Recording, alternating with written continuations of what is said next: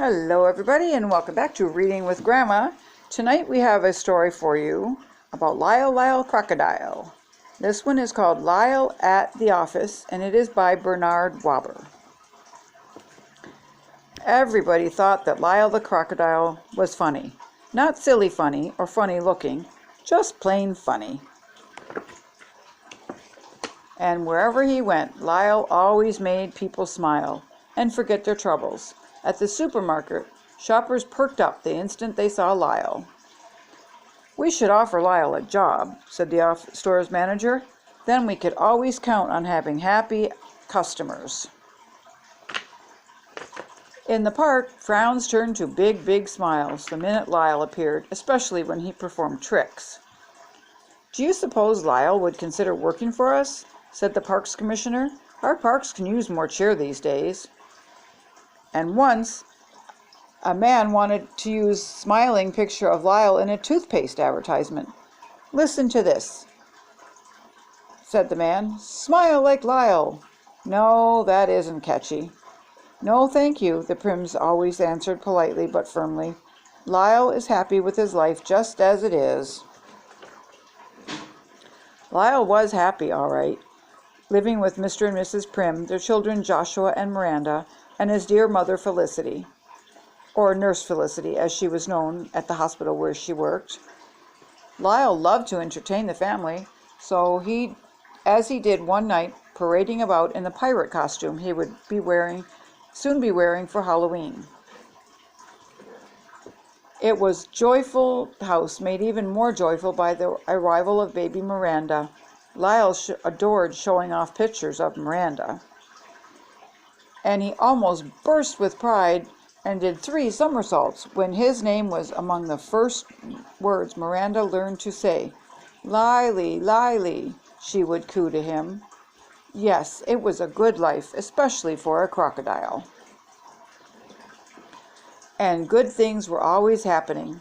One day Mr. Prim took Lyle along for a visit to his office. Mr. Prim knew how eager Lyle was to visit, and how much everyone at the office wanted to meet Lyle. Lyle gleefully waved goodbye as the two set off for work. As usual, morning traffic was very heavy. After much beeping and honking, Mr. Prim and Lyle finally arrived at the office. It was fun going through the revolving doors. Lyle went round and round and round and round. He loved pressing the elevator buttons. Up they went. Everyone in the office was so happy to see Lyle. Lyle quickly made himself useful, sharpening pencils, delivering memos, operating the copying machine. He made so many friends they all commented on his good manners. Lyle even sat in on a very important meeting. He enjoyed an excellent lunch and delightful company in the office cafeteria. Lyle had 2 slices of pizza and an orange drink. Best of all, Lyle visited the company's daycare center. He spent much of the day joyfully playing with and amusing the children. But when it was time to say goodbye, the children cried, "We want to stay with Lyle. Lyle, please come back," said some of the parents. Sadly, Lyle waved goodbye to the children, and we turned to Mr. Prim's room. Mr. Prim was busy trying to think up new ideas for crispy, crunchy crackle cereal. That was Mr. Prim's job, thinking up ideas. But at the moment, Mr. Prim had no ideas whatsoever. Absolutely none. Feeling rather empty, Mr. Prim shared a sample box of crispy, crunchy crackles with Lyle. Pop, crunch, crackle, crackle, crunch. Although Lyle tried to be quiet about it, everyone was startled by the loud popping, crunching, crackling sounds he made, chewing crispy, crunchy crackles. Pop, crunch, crackle, crackle, crunch. Even Mr. Big, who was Mr. Prim's boss, and a very busy person at that, heard him chewing all the way down the hall. "Who is making that racket?" shouted Mr. Big. Mr. Big quickly discovered it was Lyle who was making the racket. He was so surprised. Does Lyle really like eating crispy, crunchy crackles? Asked Mr. Big. Of course, said Mr. Prim. Doesn't everybody? Suddenly, Mr. Big's face lit up. It lit up the way it always lit up whenever Mr. Big had a brainstorm. That's it, said Mr. Big. Our new slogan will be, everybody but everybody loves crispy, crunchy crackles, and we'll put Lyle's picture on the cereal box. How's that for a terrific idea? Said Mr. Big. Oh, no, said Mr. Prim. Oh, yes, said Mr. Big. But you can't put Lyle's picture on the cereal box, said Mr. Prim. And why not? Said Mr. Big. Because, well, Lyle is a very private crocodile. Nonsense, no such thing as private. I'll call the photographers at once. This is dynamite, said Mr. Big. I can see it now, said Mr. Big. Lyle smiling, holding a bowl filled with delicious, nutritious, crispy, crunchy crackles in one hand, a gleaming spoon in the other, saying, yum, yum, yummy, yum, yum. Oh, how I love my crispy, crunchy crackles. Lyle will never say yum, yum, yummy, yum, yum, said Mr. Prim, nor will his picture be on the cereal box. We will discuss all that later, said Mr. Big, dialing the photographers. We won't ever discuss it, said Mr. Prim, walking out with Lyle. Where are you going with Lyle? Called Mr. Big. Prim, come back here. Prim, Prim. Sir, consider yourself dismissed. A fuming Mr. Big shouted after them. And that goes for your crocodile, too, he added rather foolishly. When the family heard about it, Joshua thought it might have been really neat and great fun for kids to have Lyle's picture on thousands of cereal boxes. But Mr. Prim definitely agreed with Mrs. Prim definitely agreed with Mr. Prim. No cereal boxes, she said. And no job, said Mr. Prim. We'll all do just fine, thank you, said Mrs. Prim. And the family did do just fine. Each found a way to earn money. Joshua walked dogs. Lila took plant-sitting jobs. Felicity put in extra hours at the hospital. Mrs. Prim worked late into the night in her home office. She wrote about new books for a new neighborhood newspaper, and every day Mr. Prim looked for a new job. Meanwhile, back at the office, everyone missed Mr. Prim, even Mr. Big, and the daycare children kept asking for Lyle.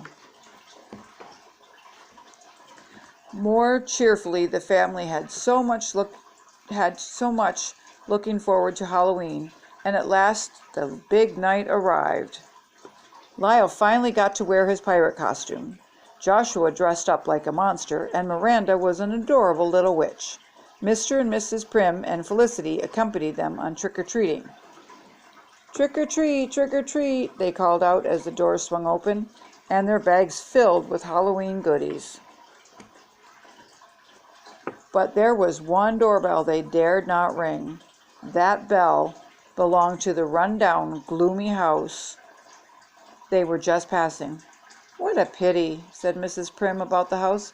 It's been empty for years, said Mr. Prim. That's because it's haunted, said Joshua. Everyone knows there are ghosts inside. Ghosts? Lyle's eyes widened.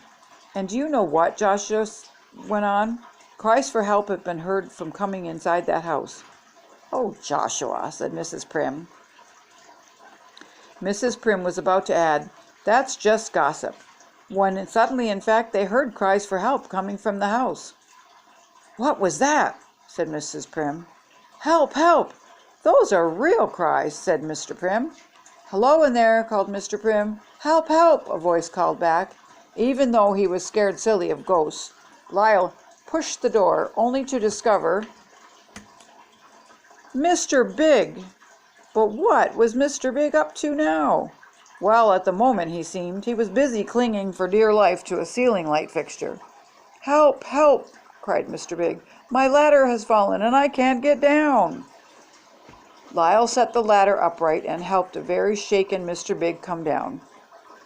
Oh, Lyle, everyone, thank you, said Mr. Big. You saved my life. I was here all alone putting light bulbs in this house, which I will soon be moving into, when... You are moving into this house?"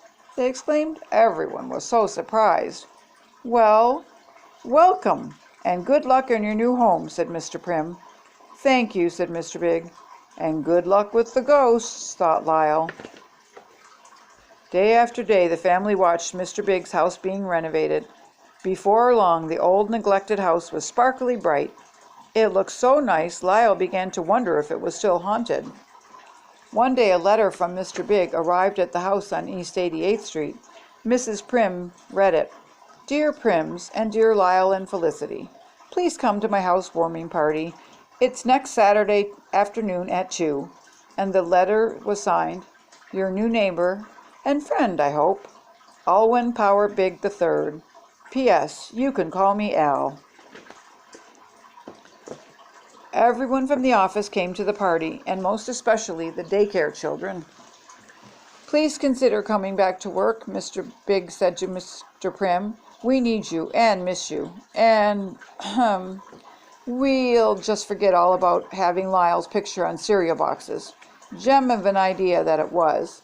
Oh, and most important, we would certainly expect many more visits to the office from Lyle." Everyone smiled, especially Lyle. So that's our story for today, Lyle at the Office. I hope you all enjoyed that. Please remember to hit the like button, subscribe if you haven't, ring the bell so you know when I'm reading again, and leave a comment on what you think of this story and what else you'd like to hear me read to you. Have a great day, everybody. Stay safe. Bye.